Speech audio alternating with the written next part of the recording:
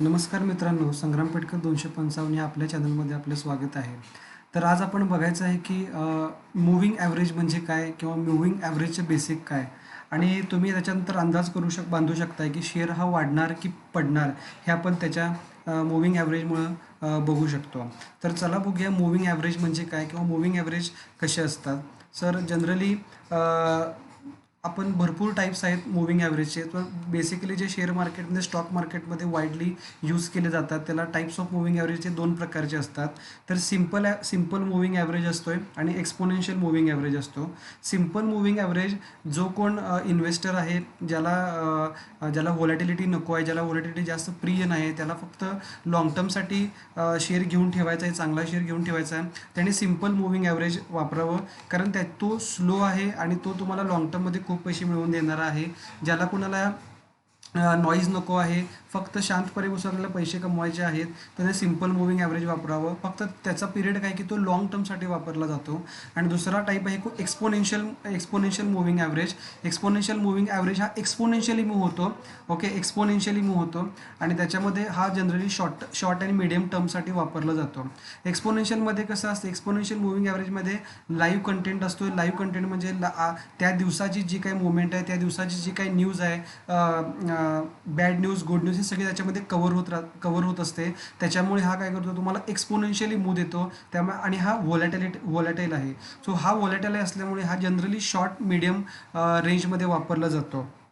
Short medium रेंजमध्ये वापरला जातो. तर मूव्हिंग ॲव्हरेज म्हणजे काय, तर आता हा जो चार्ट आहे, जनरली मी सगळे चार्ट झिरोदामध्ये ओपन करतो. स्वतः मी जे झिरोदा वापरतो त्यामुळे मी इतरांना पण तेच रिकमेंड करतो झिरोदा वापरा, कारण हे चार्ट्स जबरदस्त आहेत. चार्ट तुम्हाला क्लिअर कट कळतात.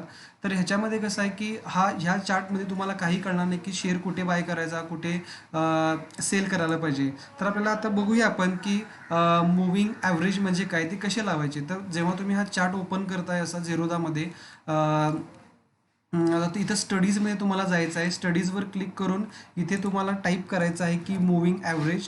मूव्हिंग ॲव्हरेज टाईप केल्यानंतर तुम्हाला इथे पिरियड येईल. 50 दिवसाचा पिरियड येतोय बाय डिफॉल्ट. तुम्ही तो कमी जास्त करू शकताय.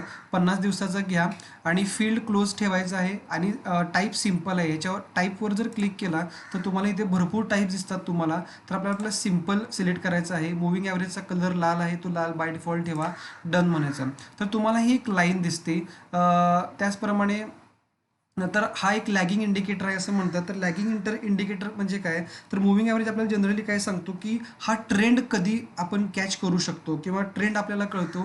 ट्रेंड रिव्हर्सल आहे, तो आपण कसा कॅच करायचा, कुठे कॅच करायचा, हे आपल्याला मूव्हिंग ॲव्हरेज सांगतोय. तर ही एक मूव्हिंग ॲव्हरेजची लाईन आहे. इथे तुम्हाला दिसेल की मूव्हिंग ॲव्हरेज 50 दिवसाची आहे. तर याचा अर्थ काय, समजा जर तुम्ही ही कॅन्डल पकडली, ही कॅन्डल जी पकडली आहे, ही 24 मार्चची कॅन्डल आहे. ह्याचा क्लोजिंग इथे झालेला आहे 360च्या आसपास झालेला आहे. तर मूव्हिंग ॲव्हरेज 50 डेजचा अर्थ काय सांगतो की इथून जे 50 दिवस मागे आहेत त्यांची क्लोजिंग प्राईस घेतलेली असते आणि डिवायडेड बाय 50 करून त्याची ही लाईन अशी आलेली असते, तयार झालेली असते. तर हा सिम्पल मूव्हिंग ॲव्हरेज आहे. आणि एक्सपोनेन्शियल मूव्हिंग ॲव्हरेजमध्ये मी सांगितल्याप्रमाणे हा तुम्हाला लेटेस्ट अपडेट त्याच्यामध्ये ॲड झालेले असतात आणि ते फॅक्टर करून ओल्ड न्यूज, न्यूज जी काय आहे त्याच्यामुळे तो फास्ट मूव्हिंग म्हणलं जातो. तर सिम्पल मूव्हिंग ॲव्हरेज हा काय थोडासा लेट इंडिकेटर देतो. तर आपल्याला कळायला पाहिजे की इथं समजा इथं आता ह्या शेअरने इथं सेल सिग्नल दिलेला आहे, पण हा ज्यावेळी ट्रेंड कन्फर्म करतो त्याचवेळी आपल्याला इथे इंडिकेटर देतो. म्हणजे काय, ही जी लाईन आहे मूव्हिंग ॲव्हरेजची इकडून पास झालेली आहे, त्याने इथे तुम्हाला कन्फर्मेशन दिलेलं आहे की तुम्ही इथे सेल करू शकता. पण ऑलरेडी हा काय झाला की इथं तुम्ही सेलिंगला चालू झालेला आहे. पण ज्यावेळी हा ट्रेंड कन्फर्म होतोय की बाबा हा बेरिश ट्रेंड आहे, तरच तुम्हाला हा काय करतो, सिग्नल देतो. म्हणजे थोडक्यात काय, इथे तुम्हाला प्रॉफिट तर होणार आहे, पण प्रॉफिट थोडं होणार आहे, पण नुकसान तर हा तुमचा करत नाही. त्यामुळे हा सिम्पल मूव्हिंग जे आहे ॲव्हरेज आहे हे लॉंग टर्मसाठी वापरतात. त्याचप्रमाणे दुसरा आपण इंडिकेटर बघूया की exponential moving average. Exponential moving average पुन्हा तुम्हाला इथे जायचं आहे, मूव्हिंग ॲव्हरेज टाईप करायचा आहे. तर 50 डेजच बघूया आपण. इथं टाईप सिम्पल जो आहे तो एक्सपोनेन्शियल करायचा आहे. त्याचा कलर आपण चेंज करूया, ग्रीन कलर करूया. सो ऑलमोस्ट ग्रीन कलर आहे, डन म्हणूया. तर इकडे तुम्हाला कळेल बघा, हा फास्ट इंडिकेटर असल्यामुळे हा त्याच्यात थोडा वर आहे.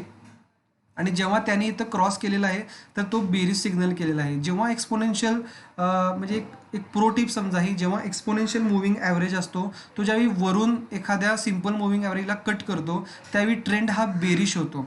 तर इकडून ट्रेंड हा बघा बेरीज झालेला आहे. आणि जेव्हा एक्सपोनेन्शियल मूव्हिंग ॲव्हरेज जे आहे EMA, आता इथं जर तुम्ही ॲरो लिहिला तर इकडे तुम्हाला दिसेल की 50 EMA म्हणजे काय, एक्सपोनेन्शियल मूव्हिंग ॲव्हरेज. तो एक्सपोनेन्शियल मूव्हिंग ॲव्हरेज जर सिम्पल मूव्हिंग ॲव्हरेजला खालून कट करेल तर त्यावेळी तुम्हाला काय असतो, तो बुलिश ट्रेंड असतो.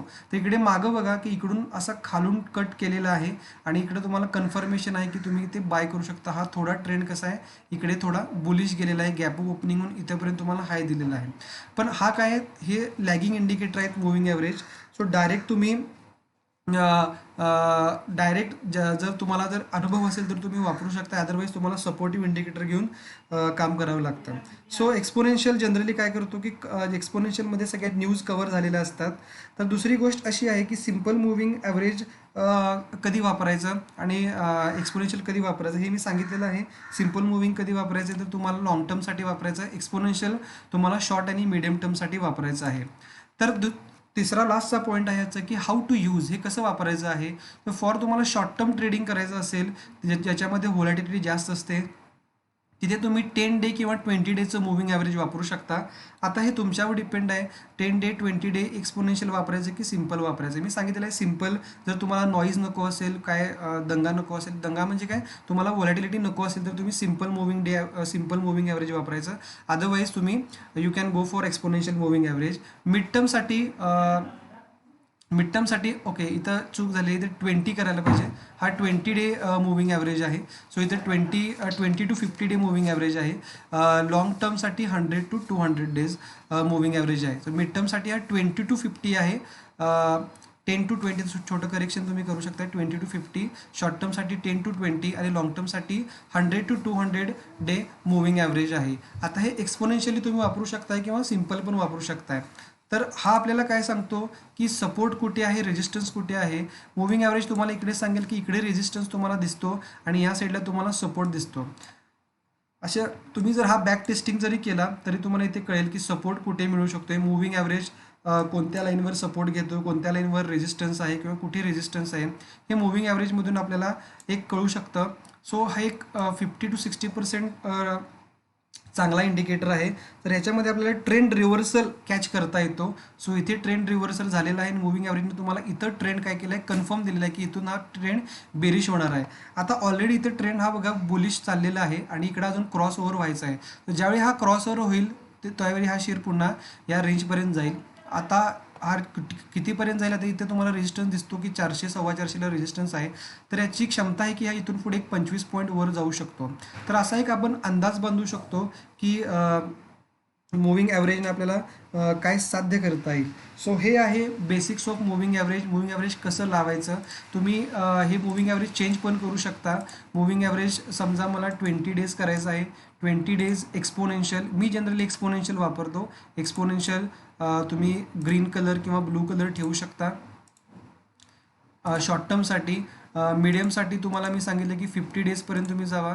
तर 50 डेजचा तुम्ही ट्रेंड एक्सपोनेन्शियल लावून बघू शकता. तर आता यामध्ये तुम्हाला काय कळतं की बाबा 20 डेज हा व्होलॅटाईल आहे. 20 डेजने तुम्हाला इथे सिग्नल दिलेला आहे आणि 50 डेज काय करतो, कन्फर्म झाल्यानंतर तुम्हाला इथे सिग्नल दिलेला आहे. सो हा फास्ट आहे, म्हणजे दोघे एक्सपोनेन्शियल हा फास्ट कॅच करतो, त्यामुळे इकडे तुम्हाला लवकर सिग्नल मिळतो एक्सपोनेन्शियलमध्ये. आणि हाच जर तुम्ही कॅचिंग पॉईंट जर म्हटला तर सिम्पलसाठी हा खाली आहे, म्हणून एक्सपोनेन्शियल मी वापरतो, एक्सपोनेन्शियल मूव्हिंग ॲव्हरेज. आणि इकडे हा क्रॉसिंग होऊन इकडे बघा एक्सपोनेन्शियलने खालून कॅच केलेला आहे. तर इकडे तुम्हाला ऑलमोस्ट बाय सिग्नल मिळालेला आहे. ओके, मगाशच्या केसमध्ये आपण काय चेक केलं होतं, तुम्ही व्हिडिओ मागे जाऊन बघा की सिम्पल आणि एक्सपोनेन्शियल वापरला तर काय फरक पडतो आणि एक्सपोनेन्शियलमध्ये काय फरक पडतो. तर ह्याच्यामध्ये तुम्हाला सिग्नल फास्ट मिळतात एक्सपोनेन्शियल मूव्हिंग ॲव्हरेजमध्ये. म्हणून मी जनरली रिकमेंड करतो की एक्सपोनेन्शियल मूव्हिंग ॲव्हरेज वापरा. टाईम फ्रेम जनरली पोझिशनलसाठी मूव्हिंग ॲव्हरेज वापरतात. सो 1 डे हा टाईम फ्रेम ठेवा, हॉरिझॉन 1 इयर ठेवायचा. जर तुम्ही हे 15 मिनटं चेंज केलं, टाईम फ्रेम बदलला, तर त्याप्रमाणे हा तुम्हाला चार्ट चेंज झालेला दिसतोय. पण जनरली मूव्हिंग ॲव्हरेज हे 1 डेसाठी मी प्रेफर करतो म्हणजे ज्यांना पोझिशनल ट्रेडिंग करायचं आहे त्यांनी 1 डे कॅन्डल्स वापरून आणि एक्सपोनेन्शियल मूव्हिंग ॲव्हरेज वापरून तुम्ही शेअरचा रेजिस्टन्स किंवा शेअरचा सपोर्ट तुम्ही कॅल्क्युलेट किंवा तुम्ही हॉरिझॉन पकडू शकता किंवा त्याचा ट्रेंड रिव्हर्सल काय आहे तो तुम्ही करू शकता. पण एक लक्षात ठेवा, मूव्हिंग ॲव्हरेज हे लॅगिंग इंडिकेटर आहे. ओके, सो म्हणून जनरली तुम्ही काय करा की एक्सपोनेन्शियल मूव्हिंग ॲव्हरेज वापरत चला. सर हे आहे मूव्हिंग ॲव्हरेज बेसिक्स. याच्या पुढच्या व्हिडिओसाठी व्हिडिओ मी करणारच आहे लवकरात लवकर, ज्याच्यामध्ये मूव्हिंग ॲव्हरेजचे सिक्रेट असेल. ओके, सो असेच व्हिडिओ बघण्यासाठी तुम्ही चॅनल सबस्क्राईब करा, व्हिडिओ लाईक करा. लाईक केले की ऑटोमॅटिक व्हिडिओज तुमचे आपले हा शेअर केला जातो आणि आपल्या मित्रांना मैत्रिणींना ते सगळ्यांना शेअर करा, जेणेकरून सगळ्यांचे नॉलेज वाढेल. Secret this is a basic आहे. बेसिकवरून आपल्याला सिक्रेटकडे जायचं आहे. Okay, so that's it from here. Thank you.